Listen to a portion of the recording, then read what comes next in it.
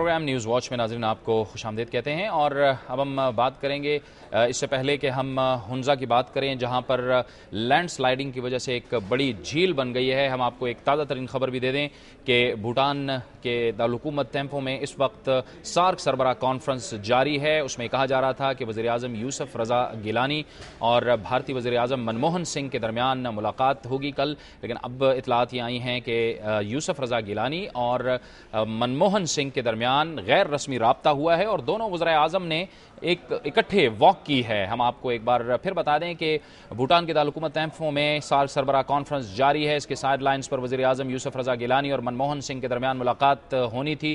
ابھی یہ اطلاعات آئی ہیں کہ ایک غیر رسمی ملاقات ہوئی ہے وزیر اعظم منموہن سنگھ بھارتی وزیر اعظم اور یوسف رضا گیلانی کے درمیان، اور 10 منٹ تک واک ہوئی ہے۔ یہ اس کو ایک طرح سے کہا جا سکتا ہے کہ غیر رسمی رابطہ ہوا ہے دونوں وزرائے اعظم کے درمیان۔ واک کی ہے انہوں نے کھانے کے بعد، اور 10 منٹ تک یہ واک جاری رہی۔ بھوٹان میں بھارتی وزیر اعظم منموہن سنگھ اور وزیر اعظم یوسف رضا گیلانی کے درمیان غیر رسمی رابطہ ہوا ہے، کھانا کھایا ہے، اور کھانے کے بعد دونوں وزرائے اعظم کے درمیان غیر رسمی رابطہ ہوا ہے۔ 10 منٹ تک دونوں وزرائے اعظم نے اکٹھے واک کی ہے، اور یہ اس کو اگر غیر رسمی رابطہ کہا جائے تو بیجا نہیں ہوگا، غیر رسمی رابطہ ہوا ہے۔ سارک سربراہ کانفرنس جس میں علاقے کے مختلف ممالک شامل ہیں، علاقائی مسائل پر یہاں پر بات ہوتی ہے۔ سارک فورم ہے جس میں علاقائی مسائل اور مختلف خطے کے جو مسائل ہیں، خطے کو درپیش مسائل ہیں، اس پر بات ہوتی ہے۔ اسی حوالے سے یہ کانفرنس جاری تھی، کل ملاقات ہونے جا رہی تھی۔ دنیا نیوز کے نمائندے ضمیر حیدر ہمارے ساتھ بھوٹان کی دارالحکومت تھمپو سے موجود ہیں۔ جی ضمیر، بتائیے، 10 منٹ تک اطلاعات ہیں کہ واک ہوئی ہے بھارتی وزیر اعظم اور پاکستان کے وزیر اعظم یوسف رضا گیلانی کے درمیان، کیا کچھ بات سامنے آئی ہے کہ کیا کچھ ڈسکشن ہوئی ہے؟ دیکھیں جی، یہ آج بھوٹان کے وزیر اعظم نے بینکویٹ دیا ہوا تھا تمام سربراہان کے لیے، اور وہاں پہ اس کے فوراً بعد دونوں وزرائے اعظم جو ہیں وہ ایک ڈیزگنیٹڈ ایریا ہے جس کو سارک ولیج کا نام دیا گیا ہے، وہاں پہ دونوں وزرائے اعظم نے واک کی 10 منٹ، اور اس کے بعد وہ دونوں اپنے ہی ڈیزگنیٹڈ ہاؤسز میں چلے گئے۔ وزیر اعظم یوسف رضا گیلانی پاکستان ہاؤس 1 میں چلے گئے، اور Indian prime minister Manmohan Singh جو ہیں وہ انڈیا ہاؤس 1 میں چلے گئے۔ تاہم اس کے جو ان کے آپس میں جو بات چیت ہوئی اس کے متعلق کسی کو کچھ نہیں معلوم، نہ وزیر اعظم نے دہلی نے کسی کو بتایا ہے، اور نہ ہی ابھی ہماری اطلاعات یہ ہیں کہ بھارتی وزیر اعظم نے بھی اس کے متعلق کسی کو بریف کیا ہو یا بتایا ہو۔ تاہم یقیناً یہی بات ہے کہ کل دونوں وزیر اعظم کی باقاعدہ بائی لیٹرل ملاقات ہونے جا رہی ہے، شاید اس حوالے سے انہوں نے آپس میں کوئی تبادلہ خیال کیا ہو۔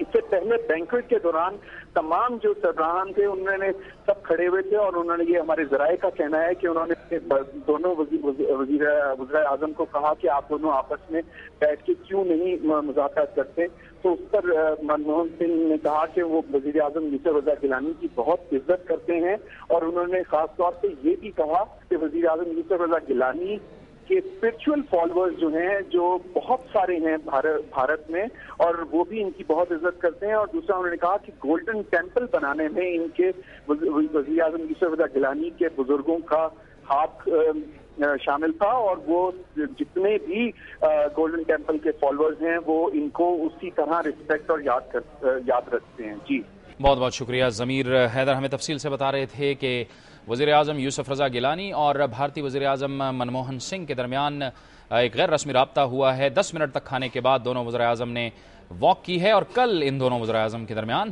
جو رسمی ملاقات ہونے جا رہی ہے اس میں باقی ایشوز پر بات کی جائے گی۔ اس سے پہلے ہم بات کر رہے تھے کہ ہنزا کے علاقے عطا آباد میں لینڈ سلائیڈنگ کے باعث وجود میں آنے والی جھیل میں پانی کا بہت بڑا ذخیرہ جمع ہو گیا ہے، اور ذرائع یہ بھی کہتے ہیں کہ بہت بڑا خطرہ محسوس کیا جا رہا ہے، جس سے تربیلا ڈیم اور گلگت سمیت کئی علاقوں کو خطرہ پیدا ہو گیا ہے۔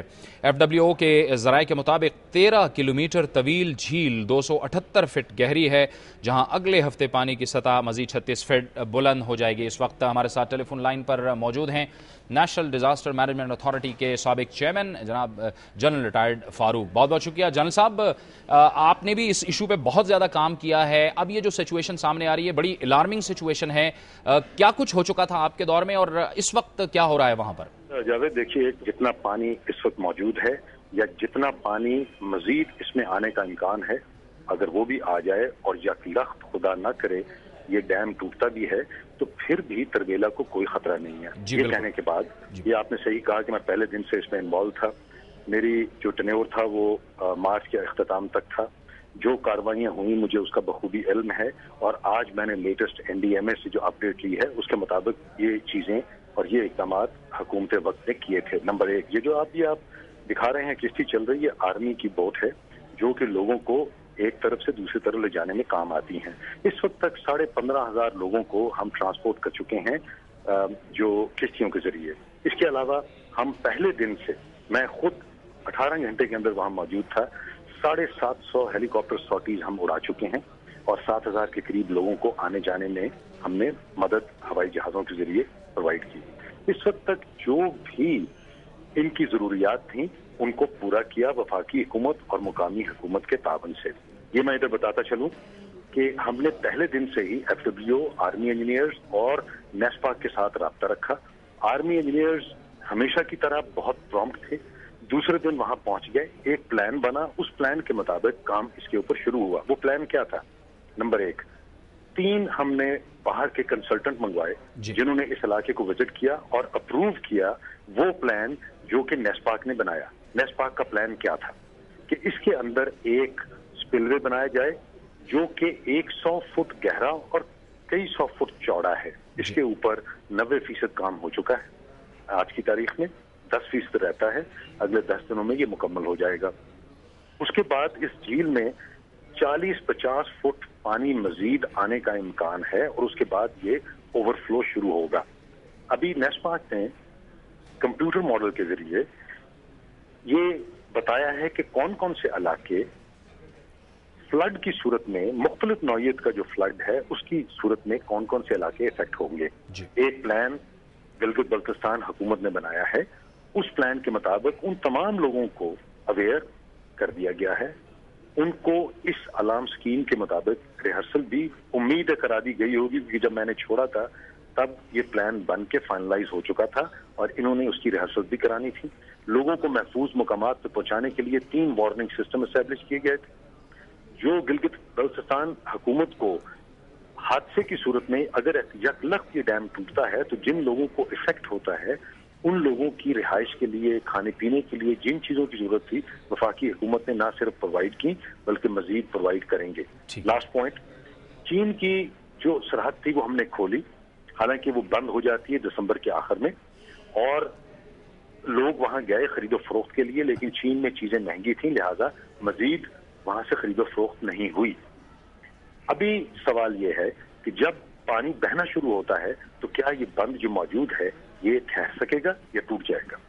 یہ سوال ایک ایسا ہے جس کا کوئی جواب نہیں دے سکتا، لیکن تمام ٹیکنیکل لوگوں کی رائے یہ ہے کہ یہ بند آہستہ آہستہ ٹوٹے گا، خدا نہ کرے فلڈنگ کی صورت ہو سکتی ہے لیکن اس کے چانسز کم ہیں۔ تو یہ اوور آل سچویشن ہے۔ جتنے لوگ افیکٹ ہوئے، 20 لوگ وفات پائے جن کو دے دی گئی کمپنسیشن۔ جہاں تک لوگوں کی پراپرٹیز کی کمپنسیشن ہے، وہ اسپیکر گلگت بلتستان حکومت کے بیگ صاحب جو ہیں ان کی زیر صدارت ایک کمیٹی بنائی گئی، انہوں نے سروے کر کے وفاقی حکومت کو ایک ایسٹیمیٹ دیا، وفاقی حکومت نے وہ پیسہ ان لوگوں کو ریلیز کرنا ہے۔ بہت بہت شکریہ جنرل ریٹائرڈ فاروق صاحب، تفصیل سے ہمیں بتا رہے تھے کہ یہ تاثر غلط ہے کہ تربیلا ڈیم اور گلگت کو اس طرح کا کوئی خطرہ ہے۔ وقت ہو جاتا ہے بریک کا، اور بریک کے بعد ہمارے اس پروگرام کا سلسلہ جاری رہے گا۔